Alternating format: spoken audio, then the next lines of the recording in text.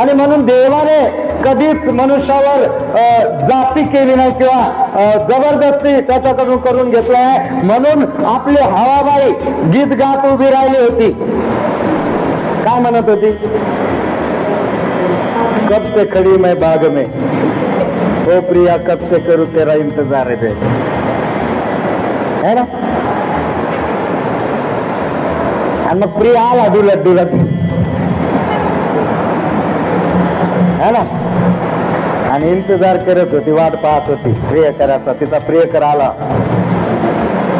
Hallelujah.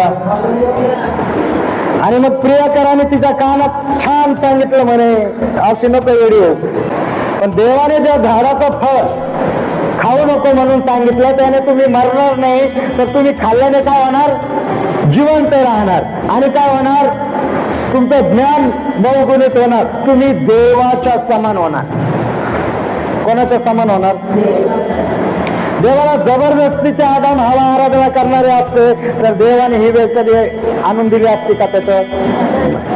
पण देवाने त्यांना स्वतंत्र ठेवलं होतं. आणि स्वतंत्र राहण्यासाठी फक्त देवाने ते एक झाड बागेच्या मधोमध ठेवलं होतं. ते यासाठी की चांगल्याची आणि वाईटाची निवड करण्यासाठी तुम्ही काय आहात? स्वतंत्र आहात. तुम्हाला जबरदस्तीची आराधना म्हणजे मला नकोय, मला जबरदस्तीची आराधना तुमच्याकडून नकोय.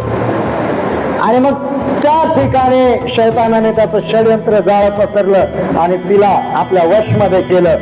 फळ तिला खायला मजबूर केलं. तिनेही खाल्लं आणि आपल्या ती खाल्लं, घेतलं आणि गेली नवऱ्यावर प्रेम दाखवायला. काय म्हणे? अहो खूप सुंदर आहे, खूप टेस्टी आहे, घ्या खा.